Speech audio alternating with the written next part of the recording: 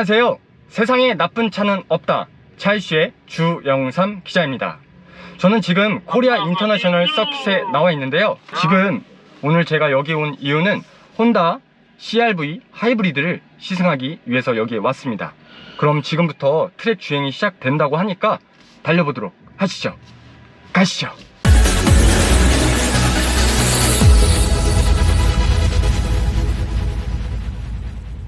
네, 저는 지금 코리아 인터내셔널 서킷을 달리고 있습니다. 지금 전기 모드로 달리고 있는데요. 갑자기 전기 모드라니 뜬금없죠? CR-V 하이브리드 모델에는 가솔린에 없던 EV 모드 그리고 스포츠 모드가 있습니다. 코리아 인터내셔널 서킷에서는 이렇게 진행하는 이유가 혼다 코리아에서 EV 모드의 그런 성격 같은 거를 보려고 진행하고 있다고 합니다. 굉장히 조용하고 진짜 전기차 같습니다. 모터만으로 184마력을 발휘하는데요. 두 개의 모터가 들어가 있습니다. 시스템 총 출력은 215마력입니다. 그냥 순수 전기차를 타는 기분이에요. 네, 지금 트랙 테스트가 끝났는데요.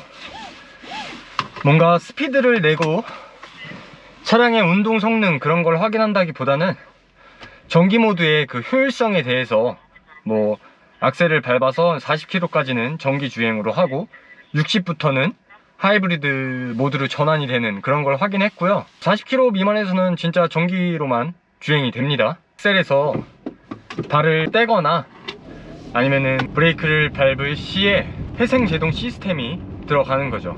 이제는 트랙 테스트를 끝내고 공도로 도로 위로 나갑니다. 네, 저는 지금 땅끝 해양 자연사 박물관인데요. 코리아 인터내셔널 서킷에서 이곳까지 왔습니다. 이제는 다시 이제 돌아가는 코스고요. 제가 지금 여기까지 오면서 한 1시간이 좀 더 넘게 걸렸거든요. 그 동안에 이제 이 차량의 성격이나 뭐 이런 거를 다 파악했습니다. 그래서 이제 지금부터 본격적으로 말씀을 드리려고 합니다. 먼저 트랙에서 달릴 때와 달리 그러니까 뭔가 전기 모드는 느끼기 힘듭니다. 전기 모드는 사실상 40km까지만 주행이 가능하고 그 이후로는 하이브리드 모드로 전환이 되기 때문에 좀 아쉽네요. 이 차량의 파워트레인은 전기 모터 2개에서 184마력의 출력을 발휘합니다. 굉장하죠? 그리고 시스템 총 출력은 215마력인데요 치가 그렇게 막 체감이 되진 않습니다. 공차 중량이 1.7톤에 달하는데요 그렇게 무겁지는 않다고 생각되지만 이 미션 방식이 eCVT 미션이라는 그 무단 변속기를 채택하고 있거든요. 그게 가솔린 모델에서도 좀 아쉬움으로 남았던 부분인데 요번에도 조금 아쉽네요. 이렇게 달릴 땐 정말 좋거든요. 악셀을 밟지 않으면 이렇게 자동으로 회생 제동 장치가 걸려서 배터리를 충전해 줍니다. 브레이크를 밟았을 때도 마찬가지고요. 시트는 뭔가 푹신푹신하진 않은데 잘 잡아주고 약간 단단한 감이 없지 않아 있지만 괜찮은 편입니다. 그리고 요 앞으로는 헤드업 디스플레이가 자리 잡고 있는데요 시인성도 좋고 이 각도를 조절할 수 있거든요. 이렇게 이게 너무 마음에 드네요. 가끔 이게 조절하지 못하는 차량은 시트 높이에 따라서 보이기도 하고 안 보이기도 하거든요. 그리고 운전석 보면 깜빡이 켜는 쪽 있지 않습니까? 이쪽에 여기 클릭하는 버튼이 있어요. 깜빡이 버튼에 그 버튼을 누르면 오른쪽에 그 사이드 미러, 조수석 사이드 미러 쪽에 밑에 작은 카메라가 있거든요. 그 카메라로 내비게이션, 이 인포테인먼트 시스템 화면으로 뒷부분을 보여줍니다. 주차할 때도 유용할 것 같고요. 뭐 달릴 때도 이게 습관이 되면 사이드 미러를 안 보고 이것만 봐도 충분할 것 같아요. 핸들 크기도 뭐 일반 가솔린 모델처럼 두툼하니 잡는 느낌이 있고요. 전 개인적으로 이 혼다 마크가 좀 예쁘다고 생각하거든요. 이 혼다 마크가 박혀 있는 게 인테리어가 되는 것 같습니다. 실내 인테리어를 살펴보면 가장 큰 변화는 변속기 레버인데요. 일반 가솔린 모델 같은 경우에는 그 레버식이었습니다. 이렇게 레버식인데 그 레버가 좀 약간 유격도 있고 좀 싼 티가 좀 났었거든요. 근데 이번에 버튼식으로 바뀌었습니다. 소재를 그렇게 고급스러운 걸 쓰지 않았지만 사실 플라스틱을 썼습니다. 플라스틱을 썼는데도 불구하고 저번 기어 방식보다는 훨씬 나은 것 같습니다. 아쉬운 점은 이렇게 우드 트림이 들어가 있는데 화면에 나올지 모르겠네요. 이렇게 우드 트림이 나와 있습니다. 이게 조금은 노티가 납니다. 왜 이런 방식으로 했을지 그 부분은 좀 아쉽네요. 차라리 그냥 검은색이나 뭐 다른 색상을 적용했으면 좋을 것 같은데, 볼보와 비교하자면 볼보는 좀 더 고급스러운 우드 소재를 사용하거든요.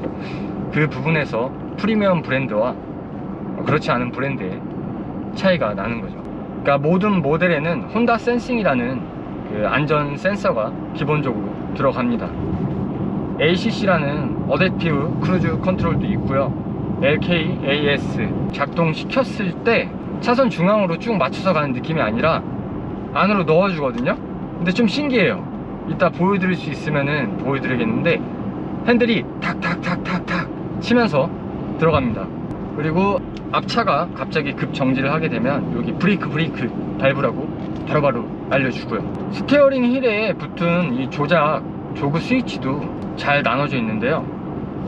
왼쪽에는 풀 디지털 계기판이 적용되어 있거든요. 이 계기판에 뭐 모드를 바꿀 수 있는 거를 적용해 두었고요. 뭐 4륜구동 시스템도 볼 수 있고 미디어로 넘어갈 수도 있고 핸드폰 뭐 등등 이렇게 정보를 볼 수 있습니다. 지금은 4륜구동 시스템을 보면서 달리고 있어요. 이게 보는 맛이 있거든요. 앞뒤로 얼마나 배분을 하는지 4륜구동 시스템을 그런 보는 맛이 있습니다. 오른쪽에는 크루즈 시스템 작동이라든지 이런 장치가 달려 있습니다. 열선 시트가 적용되어 있고요. 아쉽게도 통풍 시트는 없습니다. 참고로 제가 타고 있는 모델은 CR-V 하이브리드 4W 투어링인데요. 이 모델이 가장 풀옵션 모델입니다. 4,770만원이고요. 기존 가솔린 모델 대비 200만원 정도 비싼 가격입니다. 지금은 한 60km 정도로 달리고 있는데요. 정숙해요. 가솔린 모델 탈 때도 느꼈던 거지만 CR-V는 풀악셀에 어울리는 차량이 아닙니다. 악셀을 강하게 밟으면 밟을수록 거칠고 엔진 뭐 RPM은 계속 올라가는 것 같은데 차가 안 나갑니다. 스무스하게 운전하는 사람들한테 맞는 차량이죠. 타이어는 지금 19인치 컨티넨탈 타이어가 적용되어 있는데요. 노면 소음은 그렇게 조용한 편은 아니에요. 그냥 딱 준준형 급에 맞는 수준입니다. 풍절음도 마찬가지고요. 한 100km, 110km까지는 그냥 일반 준준형 세단 혹은 SUV를 타는 느낌을 제공합니다. 차량의 연비는 14.6인가? 14km가 조금 넘을 겁니다. 그에 걸맞는 연비를 보여주고 있고요. 뭐 운전 습관에 따라서 연비는 조금씩 달라지는 부분이기 때문에 그 부분은 염두에 두셔야 될 것 같습니다. 진짜 스무스하게 달릴 때는 RPM만 높게 쓰지 않는다면 조용한 편이에요. 그게 너무 마음에 들어요. 그리고 SUV치고 롤도 심하지 않습니다. 이렇게 움직이는 거예요. 뒤뚱뒤뚱. 시트 포지션도 그렇게 높지 않습니다.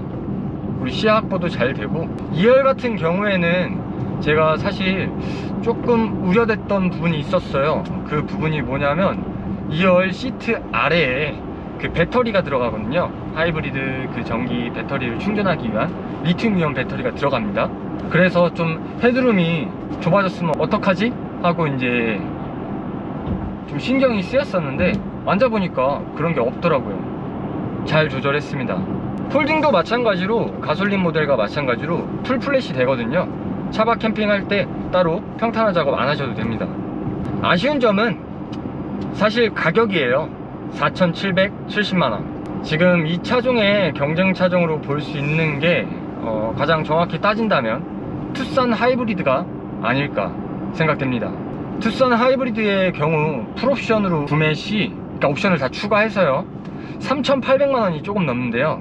이 차량이랑 한 1,000만 원 가까이 차이가 날 거예요. 근데 투싼이 재원상으로는 연비도 조금 더 좋고, 물론 타이어 인치수는 작은 걸 쓰지만요. 이 녀석은 이제 시스템 총 출력이 215마력인데 투싼은 230마력인가? 그럴 거예요. 조금 더 높습니다.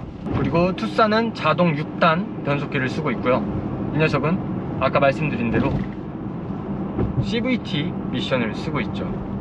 외관상으로 크게 달라진 거는 거의 없지만, 그래도 말씀드리면 전면부에서는 그 안개등이 달라졌어요.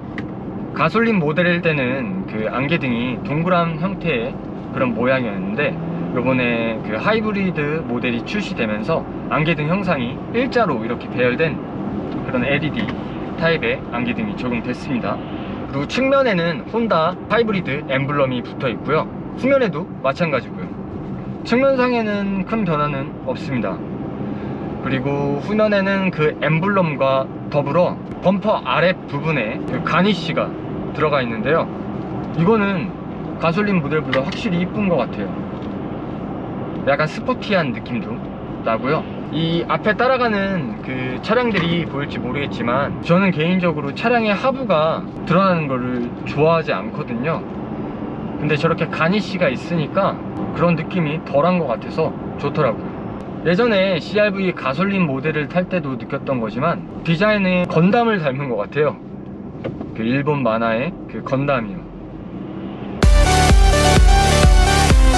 저는 지금 코리아 인터내셔널 서킷에 도착했는데요. 오늘 일정 트랙 주행과 공도 테스트 모두 끝났습니다. 코리아 인터내셔널 서킷에서 땅끝 해남 마을까지 다녀왔고요. 지금은 이제 다시 복귀를 한 상태입니다. 어떠셨나요? 혼다 최초의 하이브리드 SUV CR-V 하이브리드, 저는 무난하다고 생각합니다. 옵션이 살짝 아쉽고 가격 경쟁력이 떨어진다는 것 제외하고는 차량의 기본기도 좋고 괜찮았습니다. 그럼 지금까지 차 이슈의 주영삼 기자였습니다. 감사합니다.